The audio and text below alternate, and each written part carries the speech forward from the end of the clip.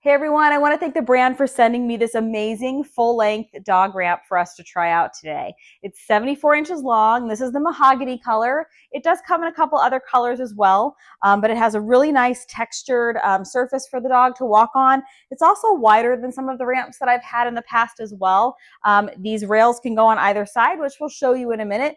But first, I just wanted to show you kind of how this works. So, Zoe, right this way. Come on, girl. Oh, she took the short way up. Let's come back down. There you go. Let's try it again, girlfriend. Come here. Sit. Good girl. Okay, you ready? Come here. Good girl. That's how it's done. All right. Let's head back down. Good job.